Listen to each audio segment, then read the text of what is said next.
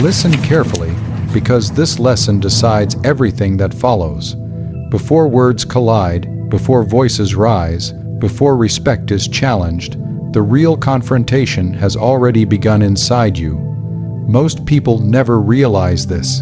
They believe confrontation is something external, an opponent standing in front of them, an insult spoken aloud, a challenge made in public. That belief is why they lose. The true battle is the moment your pulse changes and your mind tightens. The moment emotion asks for permission to take control. Human nature is predictable under pressure. When attacked, people rush to defend their identity. They explain, justify, argue, and raise their voice not to win, but to protect their ego. In doing so, they expose themselves. They reveal insecurity, fear of judgment, fear of loss.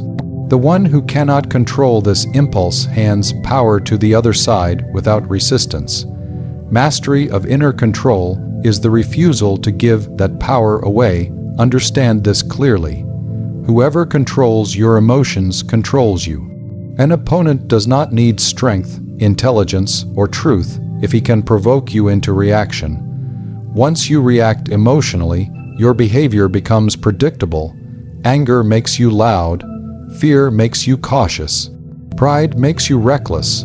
Predictability is weakness in confrontation. The unshaken individual breaks this pattern by feeling everything yet obeying nothing. Inner control does not mean you feel nothing. It means you feel without displaying, you process without rushing, you decide without urgency. When pressure rises and you remain steady, something subtle happens. The balance of power shifts.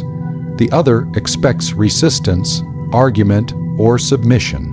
When none arrives, uncertainty replaces confidence. Uncertainty slows them down. Slowness creates mistakes. Most men think confrontation is about dominance through force. They mistake aggression for authority. But aggression is often a sign of inner chaos. Calm, by contrast, signals order. Order intimidates more deeply than noise. When you remain composed while challenged, you project an image that cannot be easily attacked. You appear grounded, deliberate, and dangerous in ways that cannot be measured. Your breath is the anchor of this control. The moment confrontation begins, slow your breathing. This is not philosophy, it is strategy.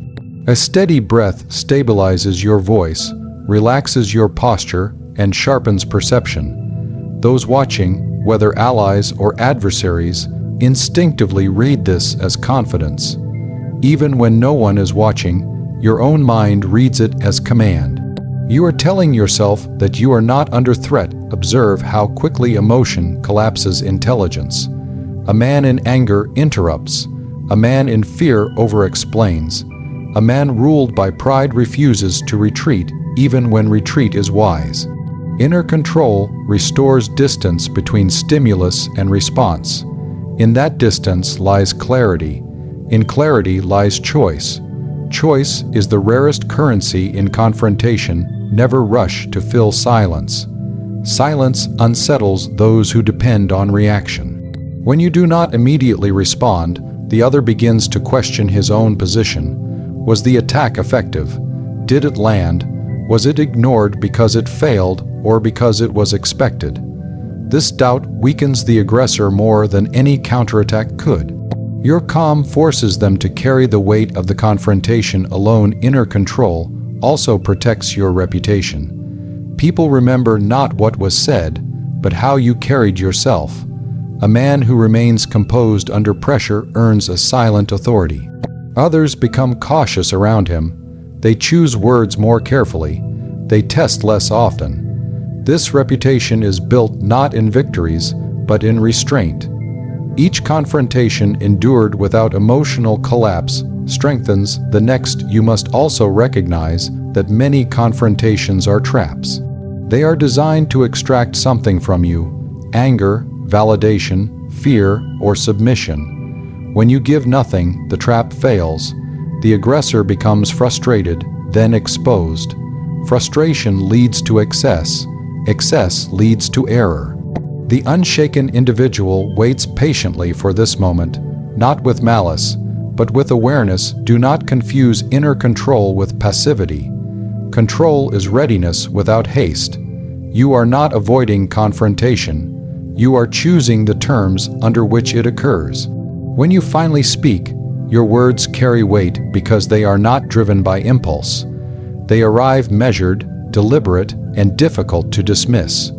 Few words spoken from control outperform many words spoken from emotion. This discipline must be trained. The first time you attempt it, emotion will resist. Your instincts will demand expression. Ignore them. Each time you restrain yourself, you strengthen your command. Over time, provocation loses its power. What once shook you becomes background noise. What once demanded reaction becomes irrelevant. Mastery of inner control is not morality, and it is not kindness. It is survival in a world where people test, provoke, and challenge to see who breaks first. The one who governs himself remains untouchable, not because he avoids conflict, but because conflict cannot reach his center, cannot distort his judgment, cannot force his hand, and cannot extract from him what he has not willingly chosen to give. Understand this before anything else. Silence is not the absence of power, it is the concentration of it. In confrontation, words are often used not to clarify truth, but to provoke reaction. Most people speak because silence makes them uncomfortable. They rush to explain, to defend, to attack, believing that the first voice to rise gains control. In reality, the one who speaks too quickly usually reveals more than he intends, while the one who waits gathers advantage when you are confronted, accused, or challenged. The expectation placed upon you is immediate response. Society trains people to believe that silence equals guilt or weakness. This belief is false, yet widely accepted, which is why silence works so effectively against those who depend on reaction. When you do not respond at once, you break the rhythm of the confrontation. The aggressor expected momentum. You deny it. Silence forces the other to continue, and when people continue speaking without resistance, they expose themselves. They repeat points, exaggerate claims, grow emotional, or contradict earlier statements. Each additional word they offer without pressure increases the chances of error. You are not passive in silence. You are observing, collecting, and measuring. Human beings fear uncertainty more than opposition. An argument can be fought, an insult can be returned, but silence creates a void the mind desperately tries to fill. The aggressor begins to imagine reasons for your quiet. Are you unimpressed? Are you calculating? Do you already hold an advantage? This internal questioning weakens their position without you lifting a finger. Silence also denies satisfaction. Many confrontations exist solely to provoke. The goal is not resolution, but reaction. Anger, embarrassment, justification, or submission are the rewards the aggressor seeks. When silence gives none of these, the confrontation loses its purpose. The instigator feels deprived, then frustrated, then exposed. This is when control shifts. There is power in allowing words to land without acknowledging them. Not every statement deserves a response. By choosing silence, you decide what is worthy of your attention. This establishes hierarchy without declaration. The one who demands response appears dependent. The one who withholds it appears sovereign. Observe how silence alters perception. A calm, silent presence under attack appears confident, deliberate, and unreadable. Others watching the confrontation instinctively lean toward the composed individual. Silence creates gravity. Words rush toward it. This is why leaders speak less in moments of tension. Their restraint signals authority. Silence is also a test. When you do not react, the other reveals intention. If they grow louder, they seek dominance. If they grow defensive, they fear exposure. If they retreat, they lack conviction. Every reaction they display becomes information you can later use. Silence turns confrontation into intelligence. Gathering timing gives silence its edge. Immediate silence shocks. Prolonged silence pressures. Strategic silence followed by precise speech overwhelms. When you finally speak after a pause, your words arrive heavier. They carry the weight of deliberation. People listen more closely because you have trained them to value your voice. Many people sabotage themselves by filling silence with unnecessary explanation. They believe clarity will save them. Instead, they bury themselves in details, weaken their position, and invite further attack. Silence protects you from self-inflicted damage. It preserves ambiguity, and ambiguity is power. Silence also controls emotion. Speaking often amplifies feeling. Silence contains it. When you remain quiet, you give your nervous system time to stabilize. Your breath steadies. Your posture relaxes. Your mind sharpens. You move from reaction to strategy. This internal shift is invisible, but its effects are not. Understand this crucial truth. Silence is not permanent withdrawal. It is temporary restraint. You are not avoiding confrontation, you are shaping it. You allow the other to reveal everything while you reveal nothing. When the moment arrives, you choose whether to speak, act, or disengage, and that choice belongs solely to you. Those who fear silence often fear being seen without distraction. The unshaken individual welcomes it. In silence, you are untouchable. There is nothing to attack, nothing to twist, nothing to escalate. The aggressor must either retreat or overreach, and overreach always carries consequences. Learn to sit comfortably in silence. Practice it in small moments. Resist the urge to explain yourself to those who do not deserve explanation. Resist the impulse to answer every challenge. Over time, silence becomes your signature. People learn that provoking you leads not to drama, but to discomfort. Silence is not weakness disguised as restraint. It is restraint refined into dominance. In confrontation, the man who controls speech controls direction, and the man who controls silence controls outcome. When you master this weapon, you no longer fight on the opponent's terms. You force them to confront their own words, their own motives, and their own instability, while you remain centered, watchful, and entirely in command. Understand this deeply. In confrontation, reality matters less than appearance, and truth matters less than belief. Men do not react to what is, they react to what they think is. This is why perception is power. If others believe you are strong, unmovable, and dangerous to challenge, then you are, regardless of how you feel inside. Most people lose confrontations not because they lack strength, but because they allow their inner doubt to leak into their outer presence. From the moment confrontation begins, every detail is observed. Your posture, your tone, your timing, your expressions. People decide who holds power long before any conclusion is reached. They sense it instinctively.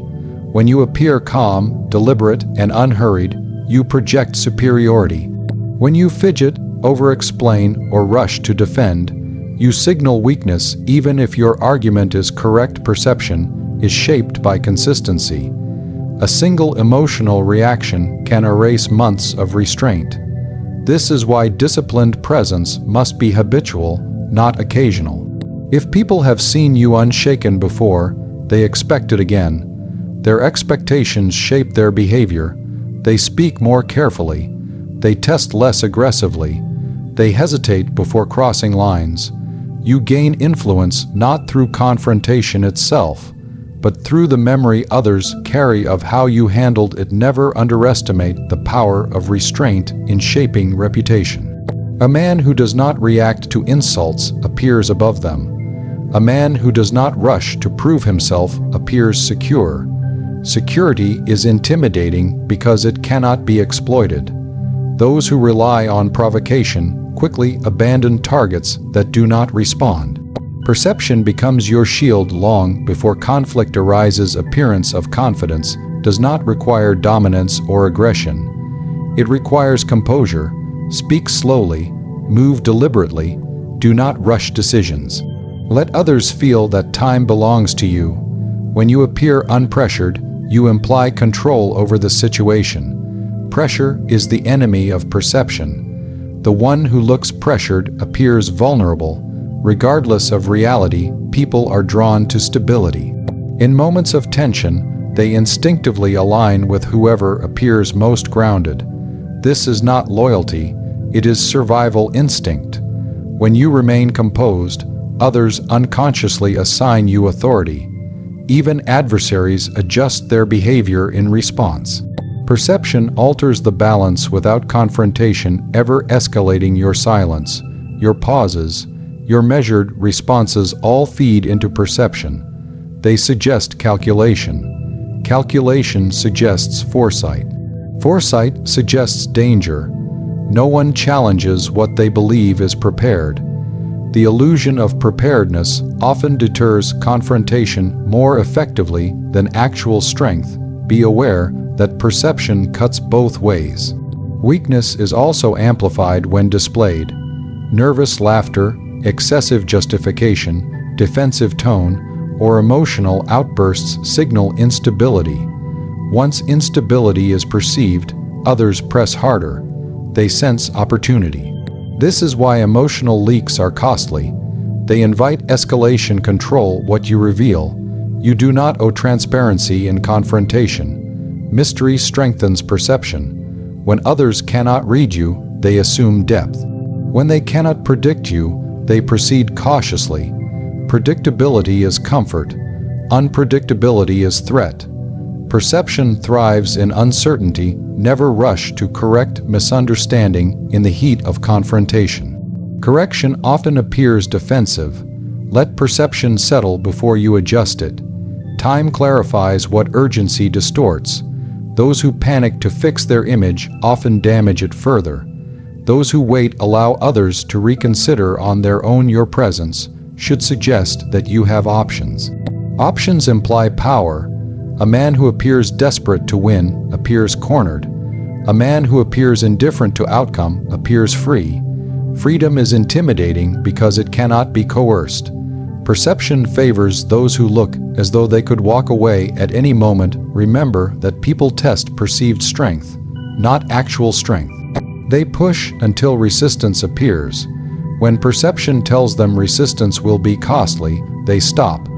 This is why calm authority deters conflict before it begins.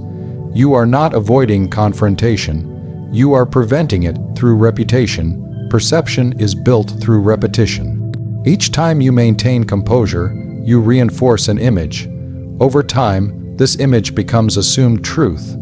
People respond to you based on who they believe you are, not who you were in that moment. This is long-term power in confrontation. You do not need to dominate physically or verbally. You need to dominate psychologically. This dominance is achieved when others believe pressure does not move you, fear does not govern you, and reaction does not control you. When that belief takes root, confrontation loses its edge before it ever sharpens, because no one willingly challenges a presence they cannot shake, cannot read, and cannot predict. Hear this carefully, because many lose power not from weakness, but from impatience. In confrontation, force tempts the ego, but timing rewards the strategist. Most people believe the one who strikes first controls the encounter. This belief is false. The one who chooses the moment controls the outcome.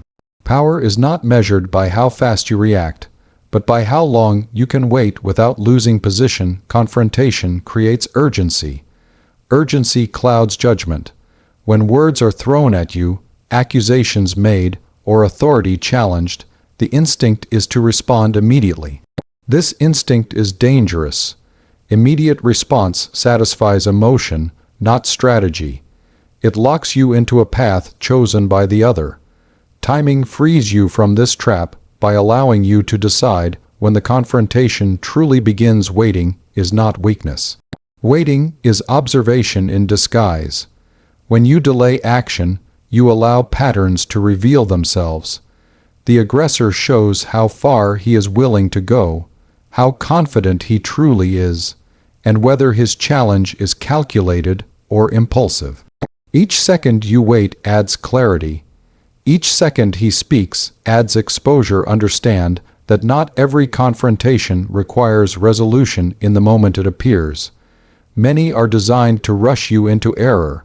Public challenges, sudden accusations, emotional ultimatums all aim to compress time.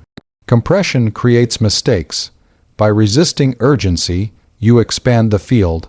Expanded time restores leverage. Timing also determines impact. A response delivered too early is dismissed. A response delivered too late appears weak. The precise moment carries authority. This moment arrives when the other has revealed enough, when emotion has peaked, and when silence has created tension.